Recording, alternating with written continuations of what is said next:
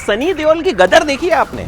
देखी होगी। उसमें हीरोइन है अमीषा पटेल। उन पर अक्सर गदर मचा रहता है। फिल्म की थी गदर नाम की, लेकिन असल जिंदगी में भी खूब गदर मचाती रहती हैं। अभी बिहार चुनाव में एक लोक जनशक्ति पार्टी के नेता के लिए प्रचार करने पहुंची तो गदर मच गया।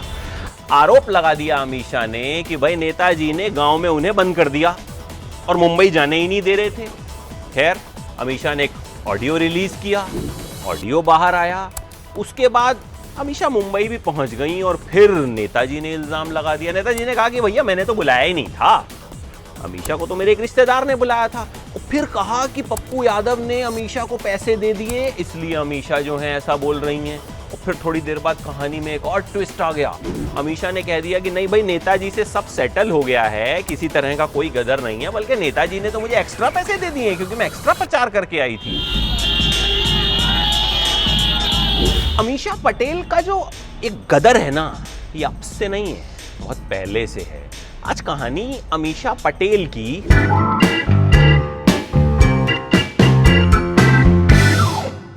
देखिए, मुंबई में पैदा हुई थी।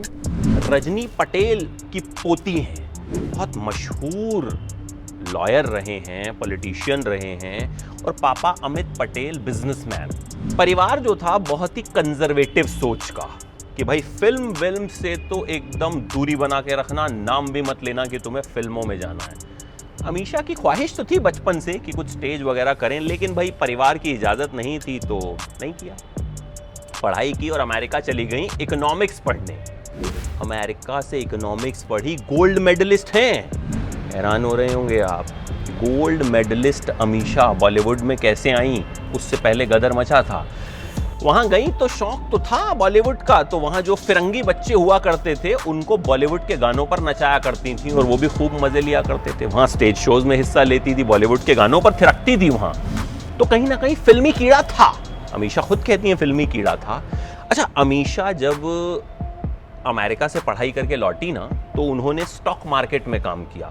खंडवाला सिक्योरिटीज नाम की एक कंपनी है, वहां पर उन्होंने काम किया, शेयर मार्केट में काम किया, मतलब पिता का बिजनेस भी संभाला। मतलब ये तय था कि भाई अमीषा जो हैं वो फिल्मों में नहीं जाएंगी, बिजनेस करेंगी। और जब घर पर फिल्मों में जाने की बात की तो वर्ल्ड वॉर 3 छिड़ गई। घर वाले खूब नाराज हुए कि भाई ऐसे कैसे तुम जो है फिल्मों में जा सकती हो।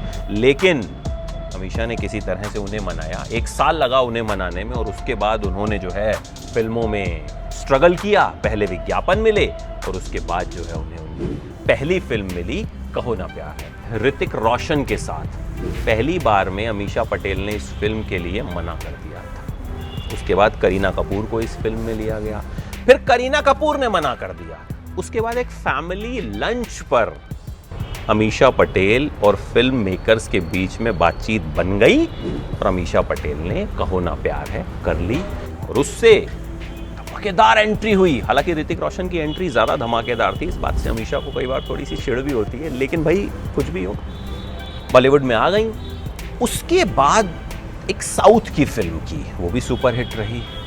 फिर अमीषा पटेल को गदर फिल्म मिली और गदर से तो जो है वो मशहूर हो गई। एक डिसीजन ये भी था कि भाई एक नई नवेली एक्ट्रेस जो है वो एक माँ का रोल कर रही है, लेकिन कोई बात नहीं, अमीषा ने किया और खूब चली। और गदर देखने के बाद तो कहती है मेरी फैमिली वाले जो हैं वो खूब रोए भी थे कि भाई मतलब कितनी शानदार तुमने जो है एक्टिंग की है।